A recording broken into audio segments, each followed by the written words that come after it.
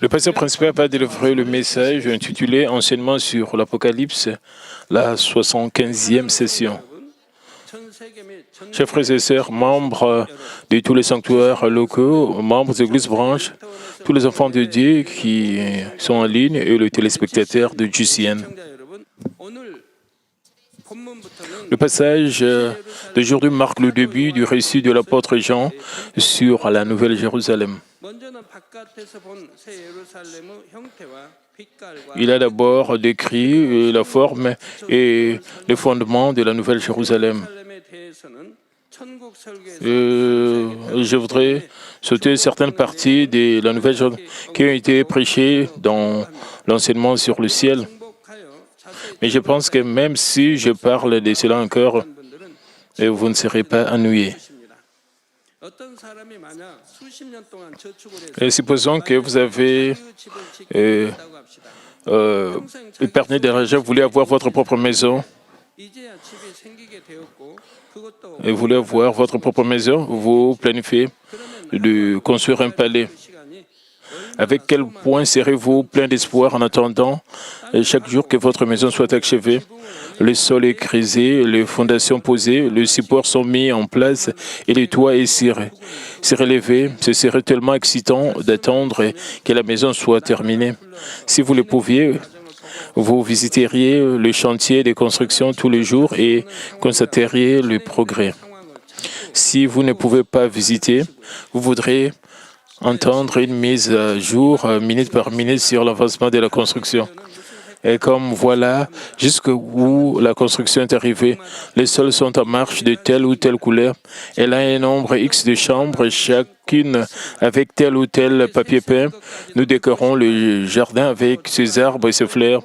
Vous voudrez entendre chaque détail et commencer à vous demander comment vous allez orner les intérieurs. Cependant, si la maison appartenait à quelqu'un d'autre, vous ne vous soucierez pas de la façon dont elle est construite. Et c'est la même chose avec la façon dont vous pensez au ciel. Si vous aimez changer, que vous courez vers la Nouvelle Jérusalem, vous serez profondément émis chaque fois que vous entendrez parler du ciel. Au lieu d'être indifférent, vous voudriez en savoir plus et en savoir plus. Plus vous entendez souvent, plus vous deviendrez reconnaissant. Si vous imaginez votre maison au ciel, où vous entrerez bientôt et habiterez, vous pouvez facilement surmonter les difficultés de ce monde. Que vous puissiez être réconforté dans votre cœur par ces messages, afin que vous puissiez recevoir à la force de vous sanctifier davantage et d'être plus fidèle au nom de notre Seigneur Jésus-Christ. Je vous bénis. Apocalypse 21, 10 à 11 déclare « Et il me transporta en esprit sur une grande et haute montagne, et il me montra la ville sainte Jérusalem qui descendait du ciel auprès de Dieu, ayant la gloire de Dieu. Son état était semblable à celui d'une pierre très précieuse, d'une pierre de jaspe transparente comme du cristal. » Si vous voulez voir la vie complète de Séoul, vous pouvez soit monter à la tour Namsam, soit regarder à partir d'un avion. L'esprit de l'apôtre Jean a été élevé par le Saint-Esprit et il pouvait regarder toute la ville de la Nouvelle Jérusalem d'en haut. Il me transporta en esprit sur une grande et haute montagne. Ne veut pas dire qu'il y a une montagne au ciel. Il a utilisé cette expression pour faire comprendre cette scène. Maintenant, il pouvait aussi ressentir la gloire de Dieu qui couvre la Nouvelle Jérusalem. Quand rendons-nous gloire à Dieu? Et nous le faisons lorsque la puissance de Dieu, qui ne peut être accomplie par l'homme, se manifeste. Et nous glorifions Dieu lorsque des maladies incurables sont guéries, quand l'aveugle ou le muet ou l'extropié deviennent guéris, un typhon ou un ouragan disparaît par la prière, ou il plaît après une longue sécheresse. Nous glorifions également Dieu lorsque nous voyons un homme mauvais accepter le Seigneur, devenir un homme bon, rejeter le mal et le péché et devenir sanctifié. Le cœur de l'homme ne devient pas bon par l'éducation et l'apprentissage. Nous constatons que le monde devient plus sombre et que le cœur des gens devient de plus en plus mauvais, même si la morale et l'éthique sont enseignées à l'école. De plus, il n'est pas possible seulement par la volonté ou la capacité de l'homme de rejeter la nature mauvaise au plus profond d'un cœur et de devenir sanctifié. Cela n'est possible que par la grâce et l'aide de Dieu et par la puissance du Saint-Esprit. Lorsque nous nous trouvons changés par les œuvres de Dieu, nous devenons profondément émus et rendons gloire à Dieu. Nous rendons également gloire à Dieu lorsque des âmes qui avaient été destinées à l'enfer reçoivent les salis et atteignent le ciel. Lorsque nous voyons le paysage magnifique ou mystérieux dans la nature, nous louons la grandeur de Dieu le Créateur et chantons de louanges de sa gloire. Dans le passage biblique d'aujourd'hui, l'apôtre Jean dit que la Nouvelle Jérusalem a la gloire de Dieu parce qu'il y trouve les summum de la beauté. Et le mur entier de la Nouvelle Jérusalem sont faits du jaspe du ciel qui ne peut être trouvé sur cette terre. La ville est littéralement construite avec et faite de joyaux. La lumière et la beauté de la ville sont indescriptibles. Rien qu'en la regardant de l'extérieur, vous serez émerveillés, donnerez gloire à Dieu. Pensez-y un instant. Nous nous réjouissons quand nous voyons juste un peu de bijoux d'une largeur de 6000 ris, environ 2400 km, d'une longueur de 6000 ris et d'une hauteur de 6000 ris. Le mur de cette ville en forme de cube est parfait et ils sont construits en jaspe et ces portes sont en perles. Pouvez-vous imaginer à quel point c'est magnifique et éblouissant? L'apôtre Paul dit, son éclat était semblable à celui d'une pierre très précieuse. C'est une description vivante de son impression générale de la ville quand il la vit de loin. Jean décrit la ville comme s'il utilisait une caméra vidéo. Il met d'abord la ville entière dans le viseur à distance, puis zoom sur la ville pour montrer et décrire ses détails. Il explique d'abord la vue d'ensemble de toute la ville de loin et fournit une description plus détaillée de la ville. Jean dit que la ville est faite d'une pierre très coûteuse et qu'elle est aussi claire que le cristal et le jaspe. Le jaspe du ciel dégage une couleur bleutée et est complètement différent du jaspe de cette terre.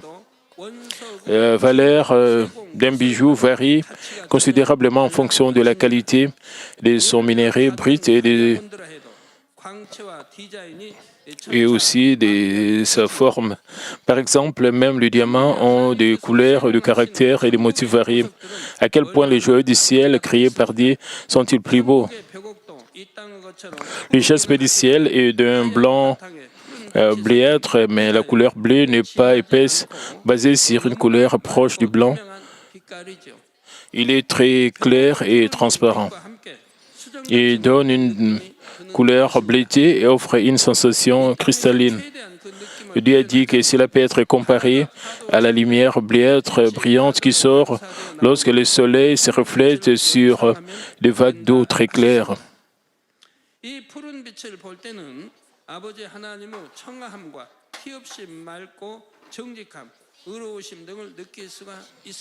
Lorsque vous regardez cette lumière bleutée, vous pouvez sentir la clarté, l'honnêteté sans aucune tache et la justice de Dieu. Vous souvenez-vous de la phrase dans la Bible qui dit qu'il y a le livre de vie et d'autres livres. Le livre de vie émet une lumière bleutée. En plus du livre de vie, quel autre livre existe-t-il? Qu'est-ce qui est enregistré dans ces livres? Lorsque vous rendez gloire à Dieu, chacune de vos actions sera enregistrée dans un livre spécifique. Ce que vous rendez gloire à Dieu, le Père, est enregistré dans un certain livre. Et ce livre dégage une couleur différente. Maintenant, à qui pouvons-nous comparer la taille du livre de vie? Il est beaucoup plus et gros qu'un cahier utilisé par les étudiants, à peu près de cette épaisseur, et la couverture du livre de vie émet une lumière bleutée. Et notre livre donne une teinte dorée. Et la couleur du livre varie selon le contenu de chaque livre. Il existe de nombreux types de livres. Je parlerai de ces livres plus tard.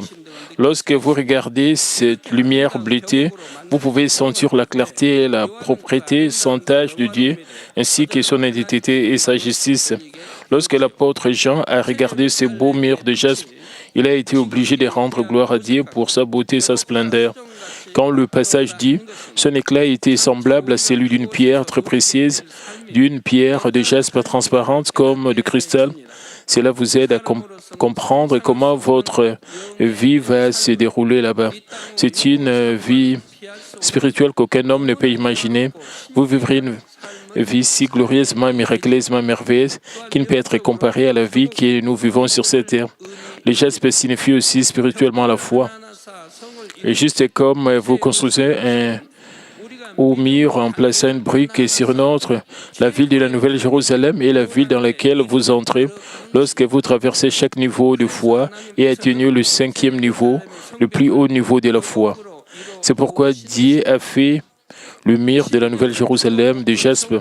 Apocalypse 21, 12 dit « Elle avait une grande et haute muraille. Elle avait 12 portes et sur les 12 porte 12 anges et des noms écrits, c'est des 12 tribus des fils d'Israël. Il y a 12 portes où 12 anges servent des gardiens. Personne n'oserait pénétrer dans la Nouvelle Jérusalem, mais des anges montent la garde aux portes pour révéler la gloire et la majesté de la Nouvelle Jérusalem. Lorsque des soldats costumés gardent l'entrée d'un palais ou d'un château, nous sentons le pouvoir du propriétaire du château ou d'une famille royale qui y habite. Le trône de Dieu, le Créateur, est dans la Nouvelle Jérusalem et ses enfants, le plus aimés, y habitent. Lorsque des anges dignes gardent la ville, cela montre l'autorité de Dieu et des saints habitant la Nouvelle Jérusalem. De plus, avoir des anges gardant la ville sert également à démontrer l'ordre dans le ciel. Le ciel est exploité et selon la stricte justice d'une manière ordonnée sans aucune fausseté. Peu importe à quel point le ciel est magnifiquement décoré, s'il était exploité sans ordre ni modération, il ne serait jamais beau ni aéré.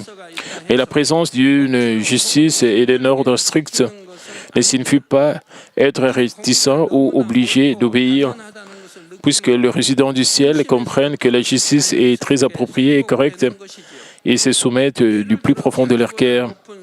Par exemple, lorsqu'ils voient d'autres saints d'un rang supérieur, ils ne sont pas obligés de s'incliner devant eux. Ils ont pour eux du respect et de l'amour du fond de leur cœur et servent ainsi avec joie et amour. Les gens célestes n'ont pas d'ego, jamais. Vous servez naturellement du plus profond de votre cœur de personnes dignes d'être servies.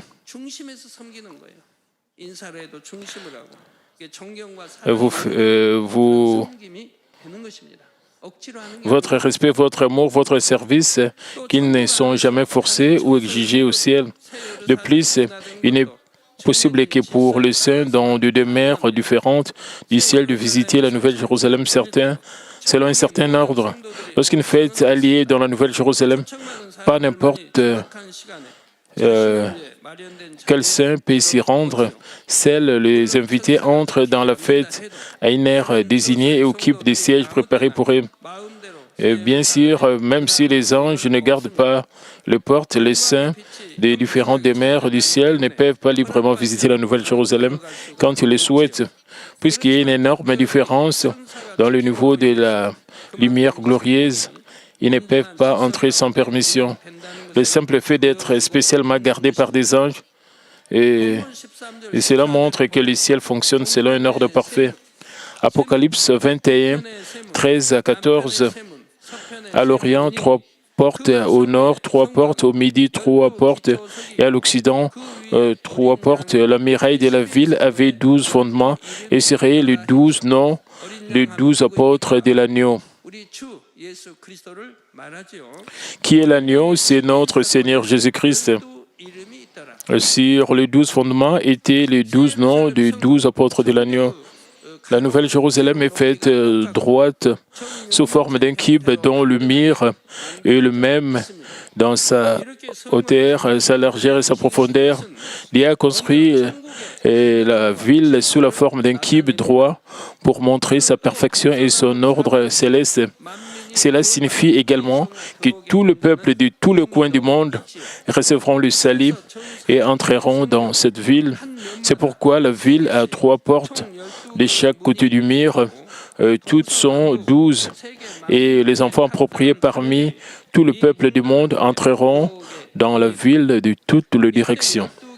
La question de la porte par laquelle vous entrerez est déterminée par les caractéristiques de votre foi ou le parfum de votre cœur.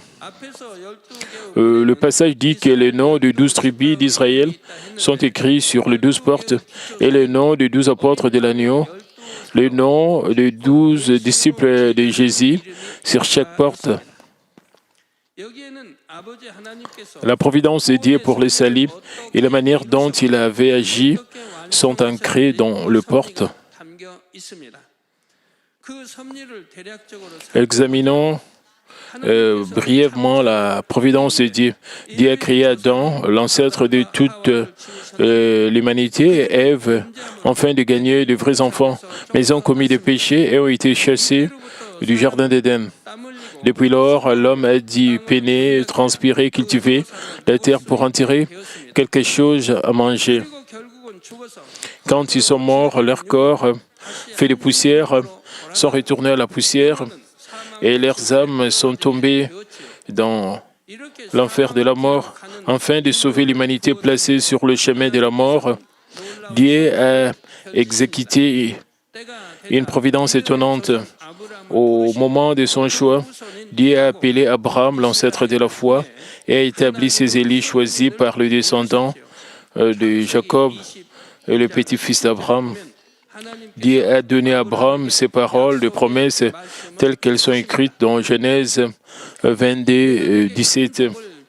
Je te bénirai et je multiplierai ta postérité comme les étoiles du ciel, comme les sables qui est sur le bord de la mer, et ta postérité possédera la porte de ses ennemis.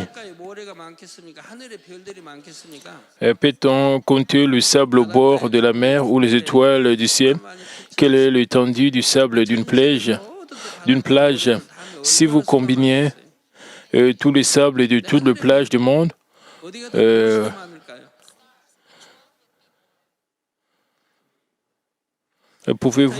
pourrait-il être compté entre les sables et les étoiles, lesquels seraient le plus?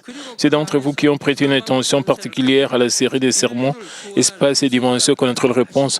Comme le rapportent les Écritures, Dieu a établi une nation de peuple à travers des descendants d'Abraham. Et le Messie qui briserait l'autorité de la mort et sauverait l'humanité est né dans la nation.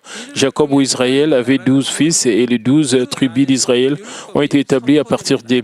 À travers eux, la nation de Dieu a été établie et la loi a été proclamée. La loi de l'Ancien Testament est l'ombre du Messie, Jésus-Christ du Nouveau Testament. Une ombre existe là où son corps est.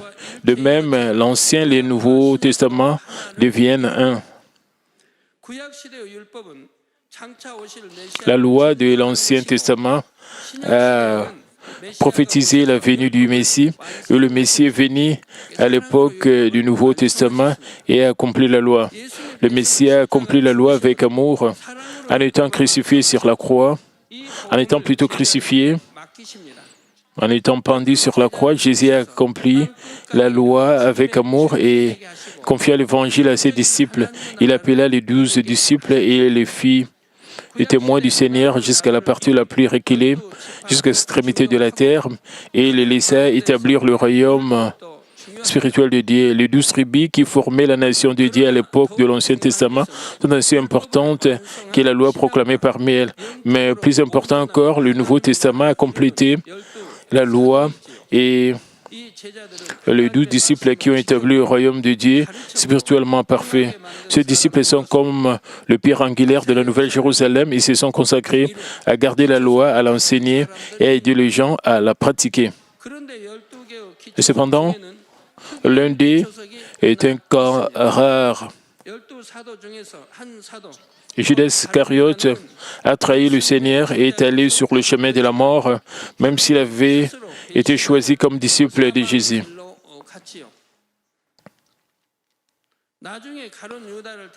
Matthias a été nouvellement choisi et a remplacé Judas Iscariote pour accomplir le devoir d'un disciple. Même si Judas Iscariote avait été un disciple de Jésus, Judas lui-même a choisi de s'écarter du chemin du salut. C'est la justice.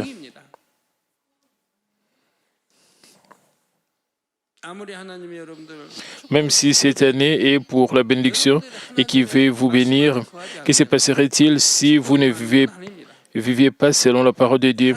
La bénédiction n'a rien à voir avec vous. Cela peut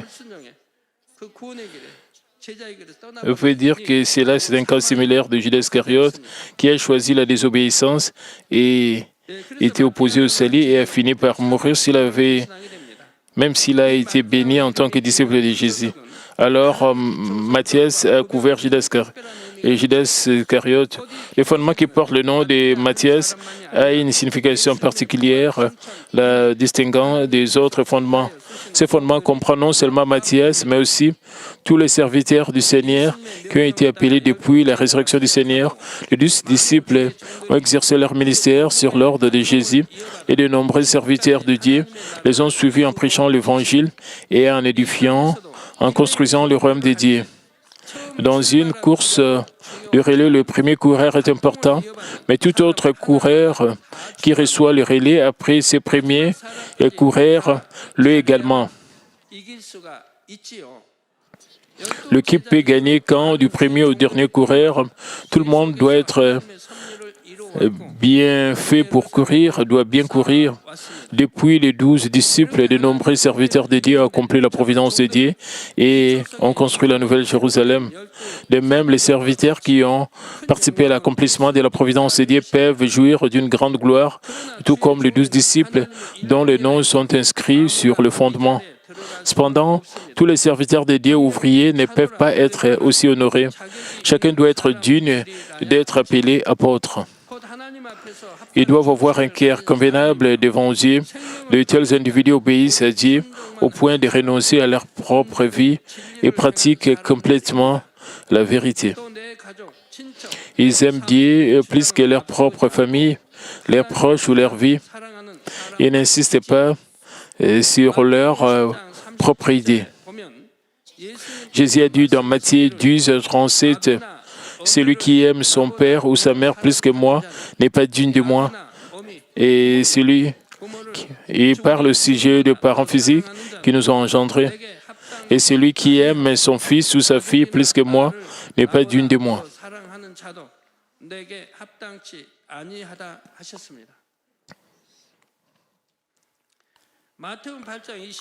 Dans Matthieu 8, 22, Jésus a également dit à son disciple qui était privé de son père, « Suis-moi et laisse le mort ensevelir le mort. » Leur mort, dans le sens charnel, la parole de Jésus ne pouvait pas sembler plus froide. Mais au sens spirituel, vous devez reconnaître que c'est bien la vérité. C'est ainsi que vous devez mener votre vie dans le Seigneur sans donner d'excuses et perdre du temps ou des ressources dans des choses insignifiantes. Dans votre marche dans le Seigneur, vous devez aimer Dieu par-dessus tout. Vous devez pouvoir investir votre temps, non pas dans des choses insignifiantes, mais dans des choses éternelles qui vous donnent la vie. Bien sûr, ces paroles ne signifient pas que l'enfant de Dieu ne doit pas assister aux funérailles de son père biologique. Les morts dont les esprits sont morts se concentrent sur le travail qui appartient au monde. Mais les ouvriers de Dieu pensent plus à l'œuvre spirituelle qu'à l'œuvre charnelle. Leurs cœurs doivent être toujours avec le royaume de Dieu. Et comme 2 Timothée 2,4 dit, il n'est pas des soldats qui s'embarrassent des affaires de la vie s'il veut plaire à celui qui l'a enrôlé. Par conséquent, vous ne devriez pas être liés par votre propre vie et interférer avec l'œuvre de Dieu. Ceux qui sont devenus aussi dûment qualifiés peuvent avoir leur siège à la place du 12e disciple. Chers frères et sœurs en Christ, la Nouvelle Jérusalem est bâtie non seulement sur l'amour, mais aussi sur la justice absolue. Quand les gens entendent le mot amour et justice, l'amour est bon à entendre, mais la justice ne semble pas facile. Mais l'amour sans justice ne fait pas le bien. Cette justice n'est pas quelque chose de craintif et de difficile. Elle sert de cadre de base qui rend l'amour plus complet et beau. La justice rend l'amour parfait. Les parents vraiment sages ne font pas avec les mains tout ce que leurs enfants demandent ou désirent, peu importe à quel point ils jugent leurs enfants précieux. Un enfant peut penser que les parents qui lui disent oui ou d'accord à tout ce qu'il demande sont de bons parents. Cependant, à mesure que vous grandissez et développez votre perfection, vous réalisez que ce n'était pas le véritable amour. Les parents qui ont élevé vos enfants ont peut-être eu des regrets après avoir écouté les sermons ici. « Oh mon Dieu, je n'ai pas élevé mes enfants correctement. » Lorsque vous élevez des enfants, vous avez besoin à la fois de l'amour et de la justice, mais certains parents n'appliquent que la justice sans amour. Ils étaient trop stricts pour les éduquer et les nourrir. Lorsque ces enfants grandissent, ils n'obéissent pas réellement à leurs parents. Ils ont l'air de dire oui à leurs parents, mais ils sont réticents. Beaucoup de ces enfants qui n'ont pas été élevés que dans la justice sans amour cherchent une chance de s'écarter des règles de leurs parents. Vous devez trouver un équilibre entre l'amour et la justice pour élever vos enfants. Alors seulement les enfants ne s'égareront pas, mais grandiront bien et suivront notre Seigneur. Bien sûr, les expressions d'amour faites par le parent pour que les enfants ressentent l'amour des parents sont importantes. En même temps, les parents doivent apprendre à leurs enfants quoi faire et quoi ne pas faire. Parfois, même si cela peut faire mal, ils doivent les éduquer strictement. Ce n'est qu'alors que les enfants peuvent exercer leur maîtrise de soi et grandir comme de belles personnes que même les personnes extérieures à sa famille peuvent reconnaître. Il ne s'agit pas uniquement de sévérité résultant de la justice. Il y a des moments où vous devez être sévère, mais il y a aussi des moments où vous devez montrer et donner de l'amour. Vous devez mélanger l'amour et la justice proportionnellement. Lorsque vous élisez le leader de l'Église, quel genre de personne choisissez-vous? Vous ne devez pas élire quelqu'un uniquement parce qu'il est doux ou qu'il ne dispute pas avec les autres et qu'il a une bonne personnalité. Le leader doit être capable de discerner le bien du mal dans la vérité et choisir quand commencer et quand s'arrêter. S'il est doux et ne blesse pas les autres, il peut rendre les autres paisibles. Cependant, la droiture doit être combinée avec la douceur. Ce n'est qu'alors qu'il peut conduire d'autres âmes vers la vérité et leur procurer un véritable repos spirituel. La douceur combinée à la droiture forme la tribu de la vertu.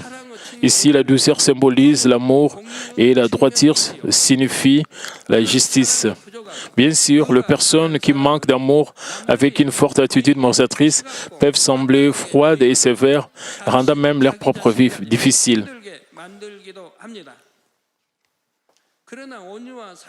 Mais la justice combinée à la douceur et à l'amour peut rendre un homme plus noble de caractère et plus beau de nature. Au lieu de rendre la vie des autres difficile avec sa justice aide les autres à discerner la lumière des ténèbres et offre ainsi une joie spirituelle. De tels principes sont contenus dans la Nouvelle Jérusalem. La Nouvelle Jérusalem est pleine de l'amour de Dieu, grouillante de liberté et abondante de bonheur et de paix. En même temps, la personnalité juste de Dieu est ancrée dans toute cette ville. Et ces murs ne sont pas faits brutalement et grossièrement, mais forment un cube droit, d'aplomb et parfait, dont la taille a été fixée par Dieu avant le début du temps. Et la providence du salut est bien contenue dans le mur, les 12 portes et les 12 fondements. Toutes les maisons construites à l'intérieur de la ville ont une signification différente dans leurs matériaux, leur taille et leur forme. Les saints dans les maisons vivent dans une telle échelle de grandeur tout en vivant dans l'ordre. On ne peut pas dire que la vie sans modération contient de l'amour. Supposons qu'il n'y ait pas de police ou de soldats sur les autoroutes. Supposons qu'il n'y ait pas de caméras pour servir contre les conducteurs en excès de vitesse. Est-ce que cela vous ferait du bien? Les impuissants souffriraient, les forts accéléreraient et conduiraient imprudemment, mais les faibles auraient peur et auraient du mal à conduire sur les routes s'il n'y a pas de réglementation ou de discipline. Et certains se précipitent à une vitesse de 200 km. Certains conduisent des camions à la dire, puis des conducteurs de petites voitures n'oseraient pas conduire sur une autoroute. Les conducteurs et les voitures se rendent des autres sans aucune réglementation ni code de la route. C'est prévisible sur une autoroute sans loi. Supposons qu'on le dise aux conducteurs de faire ce qu'ils veulent. Qu'est-ce qui se passerait? L'amour sans ordre est insuffisant. C'est la même chose avec le royaume de Dieu. La justice est requise même dans le royaume de Dieu. L'amour seul ne peut pas suffire. L'amour et la justice doivent tous deux former une harmonie parfaite au ciel. Et c'est ainsi que les choses se passent dans le royaume de Dieu. Chaque aspect de toute chose est exécuté dans un ordre parfait.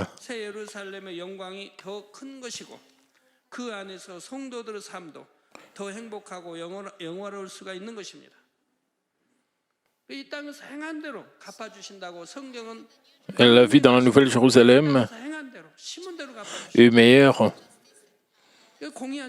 avec cette justice équilibrée dans la justice.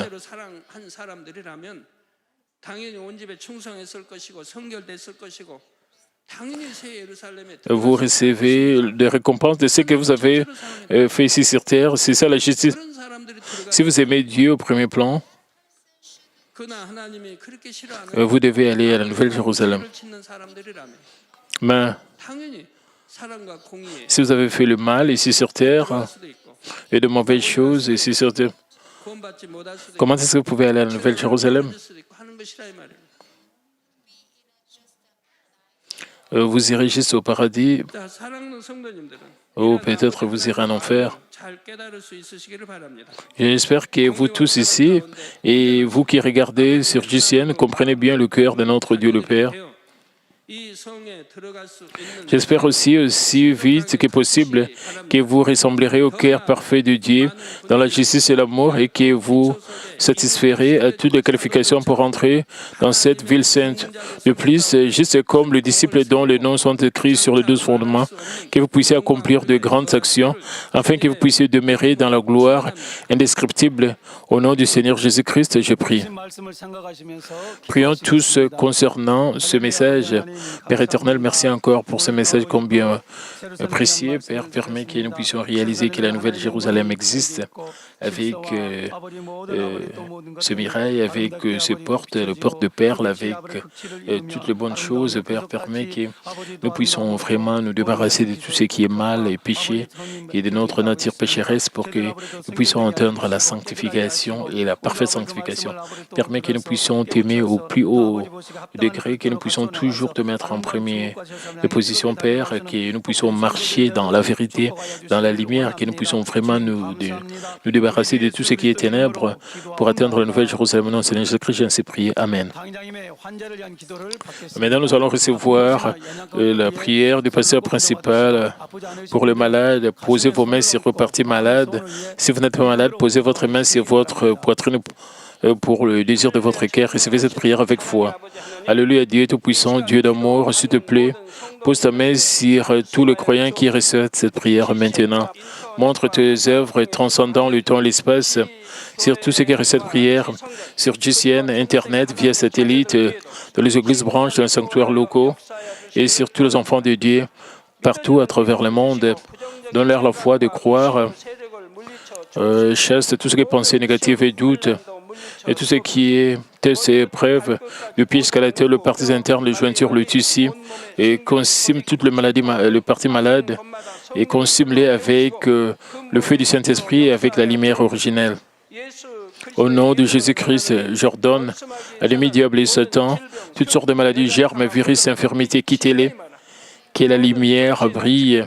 S'il te plaît, consume toutes leurs maladies en phase terminale et maladies incurables avec le feu du Saint-Esprit et chasse toutes les maladies endémiques, y compris la malaria, toutes les maladies contagieuses telles que le rhume, la grippe et la fièvre, quittez-les, protège-les de toutes sortes de germes et de virus.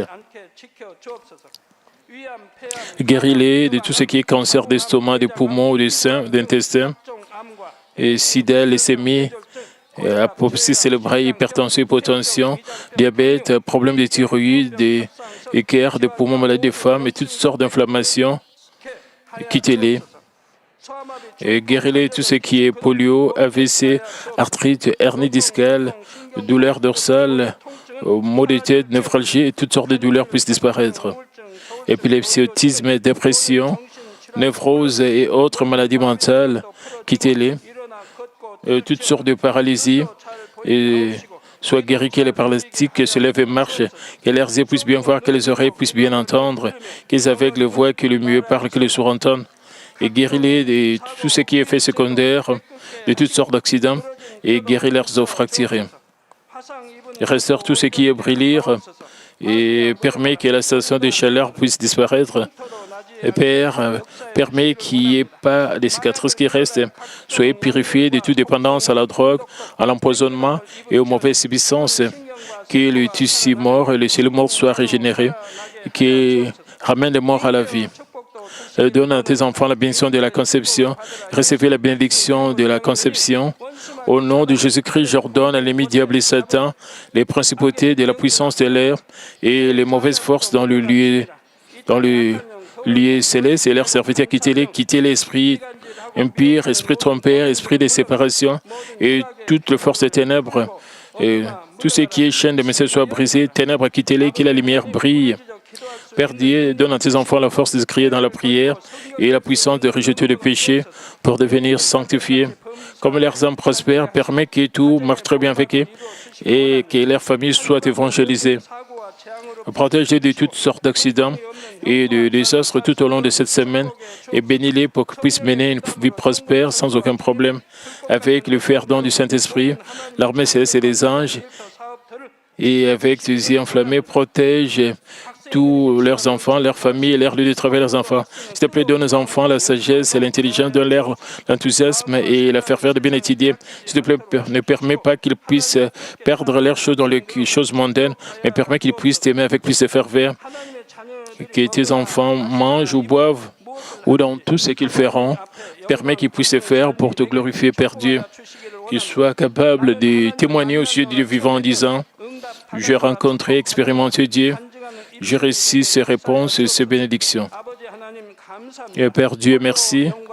Sois glorifié, toi seul. Au nom de notre Seigneur Jésus-Christ, j'ai ainsi prié. Amen.